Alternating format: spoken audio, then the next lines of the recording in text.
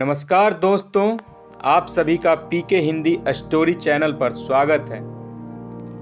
दोस्तों, आज के इस कहानी जो आपको आपके जीवन में सफलता प्राप्त करने में बहुत मददगार साबित हो सकती है। दोस्तों, अगर आप इस कहानी को अंत तक सुनते हैं और इस कहानी से आपको जो कुछ भी सीखने को मिलता है उसे अगर अपने जीवन में इम्प्लीमेंट करते हैं तो आपका जीवन बदल सकता है। इसलिए इस कहानी को अंत तक जरूर सुनिए।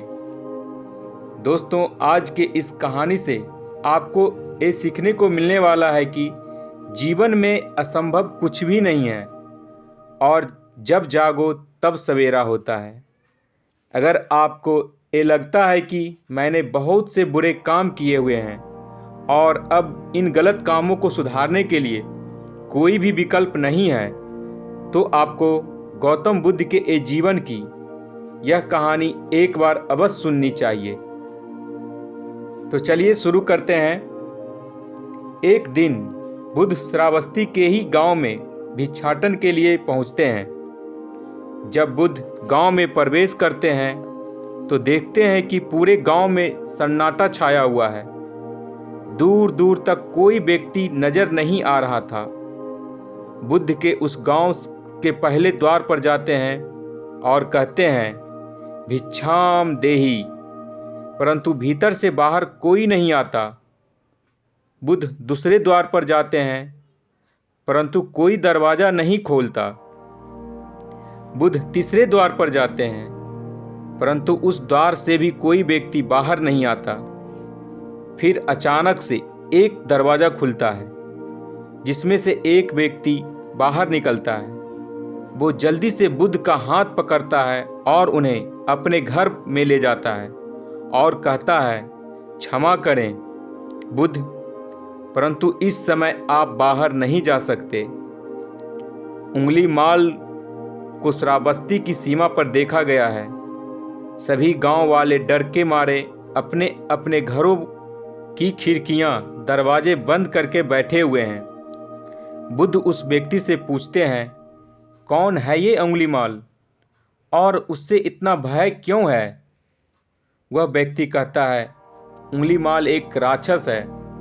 उसे जो भी मनुष्य मिलता है, बच्चा, वृद्ध, स्त्री या पुरुष, यहाँ तक कि सन्यासी भी, वो किसी को भी नहीं छोड़ता। महाराज प्रसेनजीत के सैनिक भी उससे डरते हैं।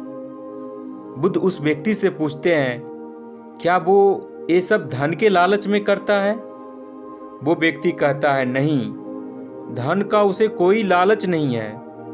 वो जब भी किसी मनुष्य पर वार करता है तो उसकी उंगली काटकर अपने गले की माला बनाता है।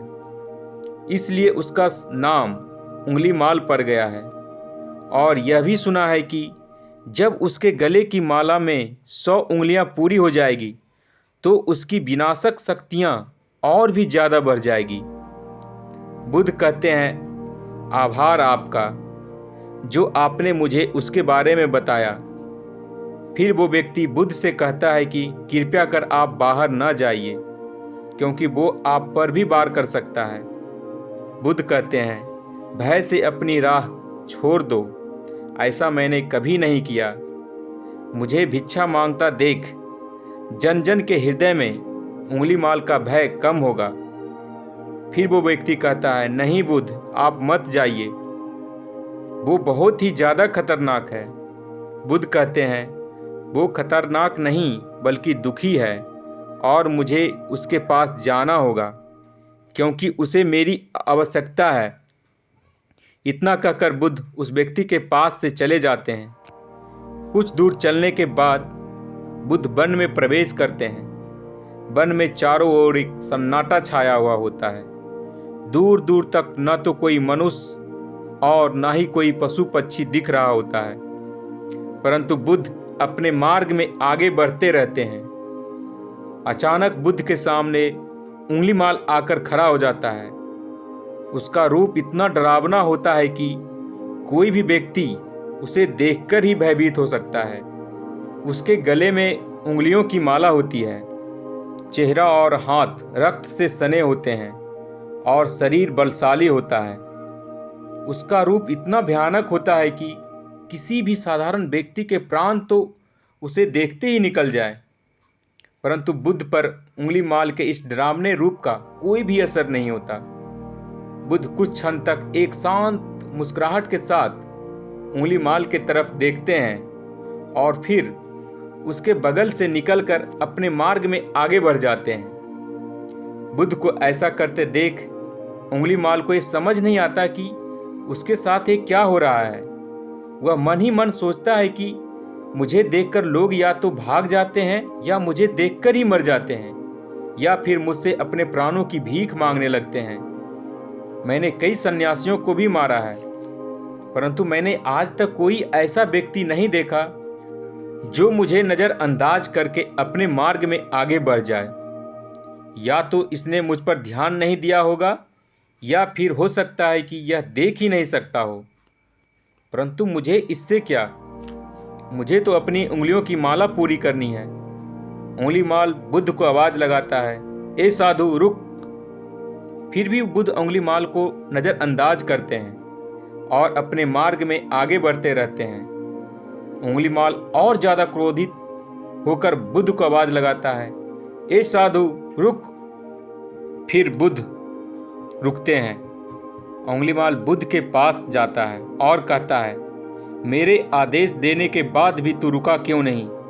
बुद्ध कहते हैं, मैं तो बहुत पहले ही रुक चुका हूँ, तुम ही चलते जा रहे हो। उंगलीमाल समझ नहीं पाता कि बुद्ध क्या कह रहे हैं, परंतु वो इतना जरूर समझ जाता है कि सामने वो खड़ा व्यक्ति उससे थोड़ा भी नहीं डर रहा है। उंगलीमाल बुद्ध को डराने के लिए चिल्लाकर पूछता है, ए साधु तुझे मुझसे भय नहीं लग रहा है क्या? मैं आदि मानव हूँ। बुद्ध कहते हैं, नहीं, तुम मानव हो। बुद्ध की यह बात उंगलीमाल के हृदय पर लगती है। पहली बार उसे किसी ने मानव कहा था, परंतु वो इस बात को नज़रअंदाज करने का प्रयास करता है और बुद्ध से पूछता है, ए साधु तूने ये क्यों कहा कि तू कब का रुक चुका है, जबकि तू तो चल रहा था? और तूने क्यों कहा कि मैंने नहीं रुका? बुद्ध कहते हैं, मैं बहुत पहले ही रुक चुका हूँ, यानी मैंने ऐसे सारे बुरे कृत्य करना पहले ही छोड़ दिया हूँ जिससे किसी भी व्यक्ति को कष्ट पहुँच सकते हैं। सब जीना चाहते हैं, बस तुम उन्हें करुणा से देखने का प्रयास करो। बुद्ध का ये सब दोबारा से उंगलीमाल के हृदय पर चोट करते हैं, परंतु वह दोबारा से बुद्ध की बातों को नज़रअंदाज करने का प्रयास करता है और इस बार वह क्रोध में भरकर बुद्ध की गर्दन पर अपनी कटारी रख देता है, जिससे वो लोगों की हत्या किया करता था। और बुद्ध से चिल्लाकर कहता है, नहीं, मानव में ना तो प्रेम है और न ही करुणा है, सिर्फ छल और कपट है। इसलिए मैं सबकी हत्या करूंगा और किसी को जीवित नहीं छोड़ूंगा। बुद्ध कहते हैं, तुम्हें लोगों ने बहुत दुख दिया है। उंगलीमाल, क्रूरता मनुष्य अज्ञान के कारण ही करता है। ईर्ष्या, देश, मोह, माया, ये सभी अज्ञान की ही संतानें हैं। परंतु वो ही व्यक्ति है जिसमें दया, करुणा, सद्भाव और समझ का उदय भी होता है। उंगलीमाल, यदि इस जीवन में क्रूर और निष्ठुर लोग हैं तो दयावान भी हैं। बस तुम्हें अपनी आंखों से इस अंधेपन की पट्टी को हटाना होगा जो तुम्हें केवल बुराई ही दिख रही है। तीसरी बार बुद्ध के शब्दों को सुन उंगलीमाल का खुद पर से संयम हट जाता है। उसे समझ नहीं आता कि पहली बार उसे अपना आपा इतना कमजोर क्यों महसूस हो रहा है। वह कोशिश तो करता है क्रोध करने की, परंतु कर नहीं पाता। वो बड़ी हिम्मत जुटाकर क्रोधित होने का नाटक करके बुद्ध से कहता है, तुम और व्यक्तियों जैसे नहीं हो। बुद्ध कहते हैं, मैं हर व्यक्ति जैसा ही हूँ, बस जागृत हूँ। यह सिद्ध कर रहा हूँ कि हर व्यक्ति में जागने की क्षमता है। मेरा मार्ग क्रूरता को दया में परिवर्तित करना है।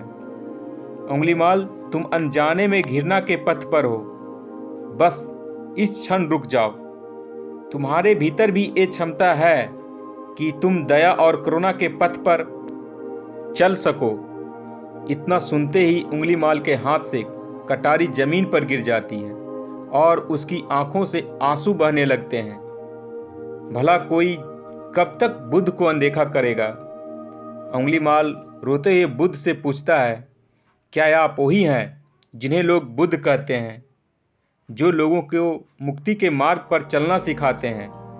फिर बुद्ध कहते हैं कि हाँ, मैं वही हूँ और तुम्हें भी मुक्ति के मार्ग पर ले जाना चाहता हूँ। फिर उंगलीमाल कहता है, परंतु मैं अब बहुत दूर निकल गया हूँ। मैंने बहुत हत्याएं करी है और बहुत पाप करे हैं।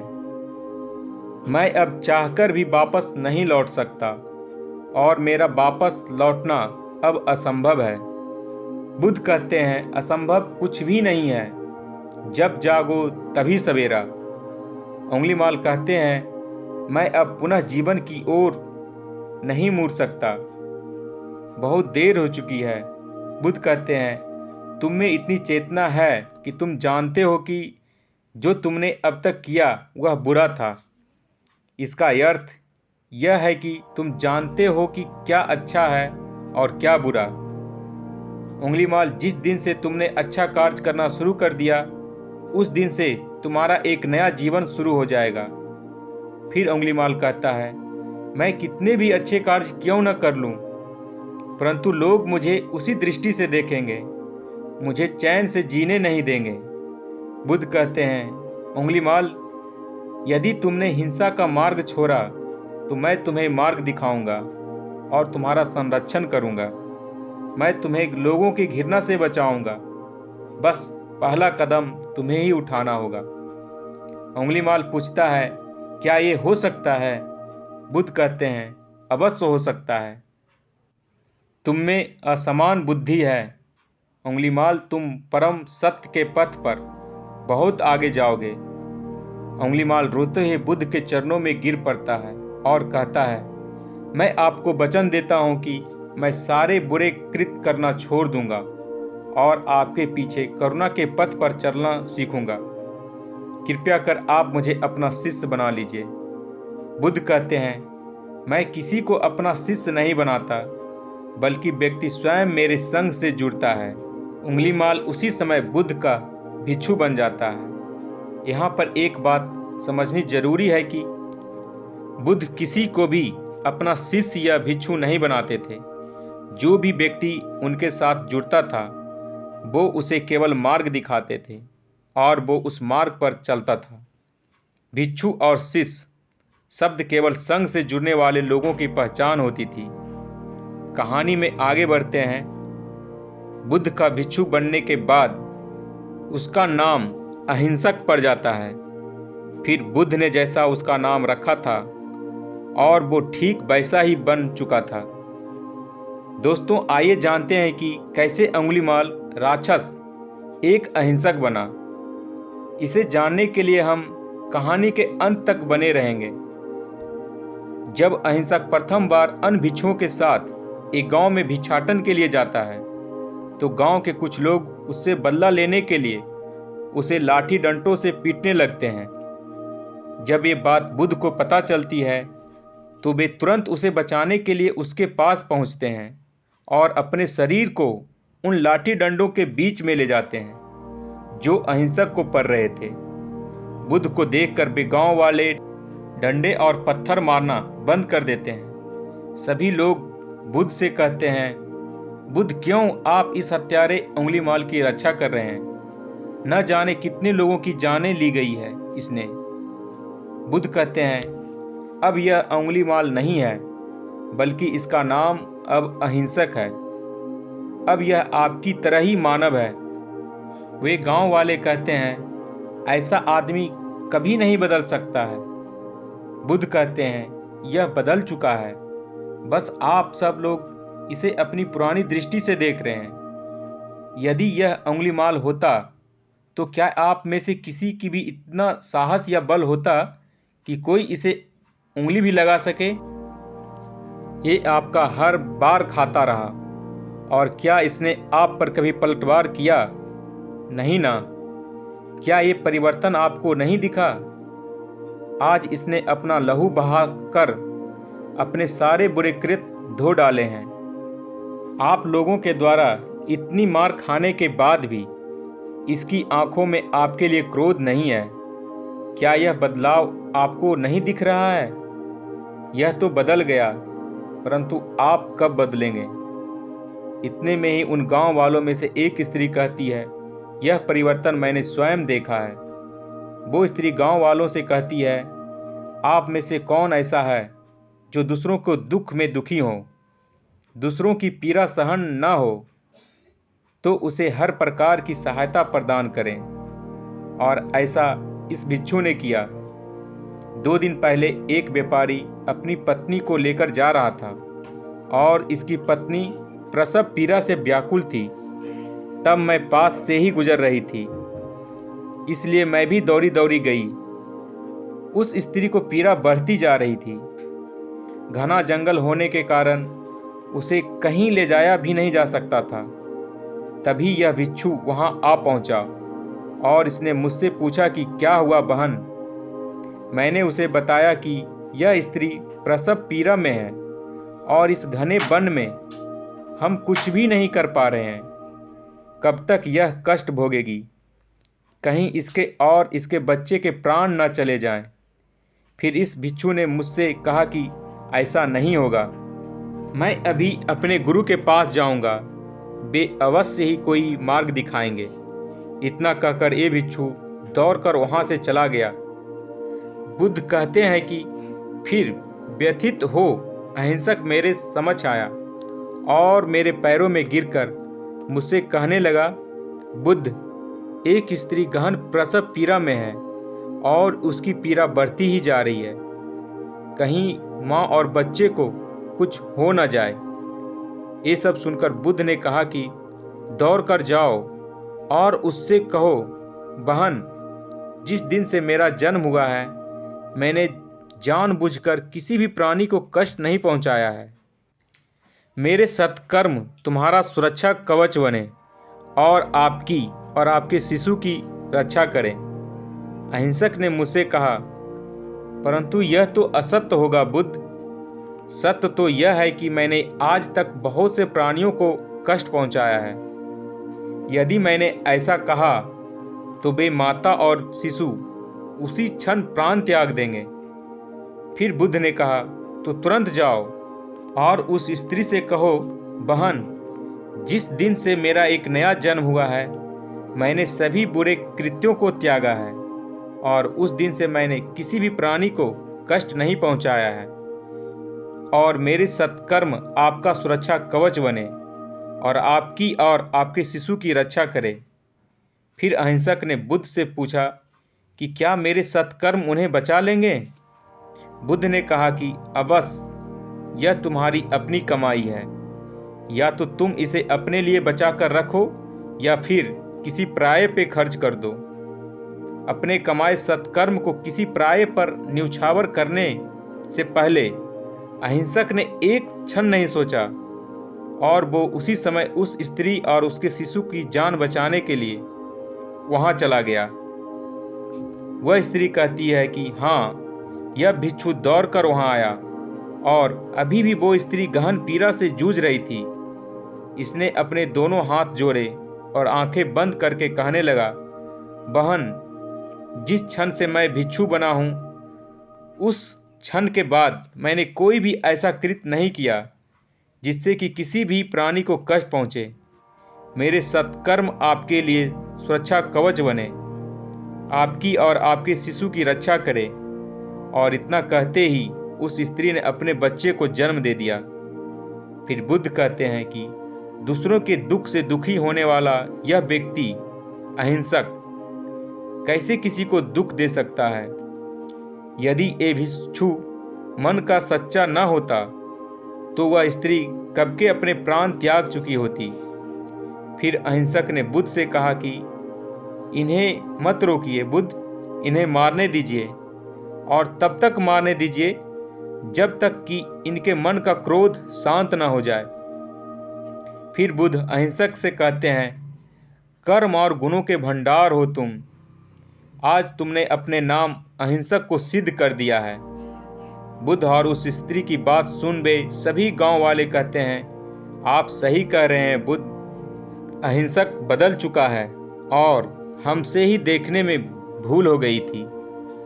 लोग सोचते हैं कि उन्होंने बहुत सारे गलत काम किए हैं। अब इन गलत कामों को सुधारने के लिए कोई भी विकल्प नहीं है। इस पर गौतम बुद्ध कहते हैं कि चाहे आपने कब तक कितने भी बुरे काम क्यों न किए हो, लेकिन अगर आप एक विचार को अपने मन में लाते हैं कि अब मुझे कुछ सही करना है, तो वही विचार आपके रूपांतरण का कारण बन सकता है। पर सबसे जरूरी बात यह है कि क्या आप पहला कदम उठाने के लिए तैयार हैं? दोस्तों, यह कहानी आपको कैसी लगी कमेंट सेक्शन में ज़रूर बताएं। और हाँ, अगर अच्छी लगी तो इस वीडियो को लाइक कर दें और ऐसी ही ज्ञानवर्धक कहानियाँ और बातें सुनने के लिए हमारे चैनल को अभी सब्सक्राइब कर लें। तब तक के लिए आप जहाँ भी रहिए खुश रहिए और खुशियाँ बांटते रहिए। धन्यवाद।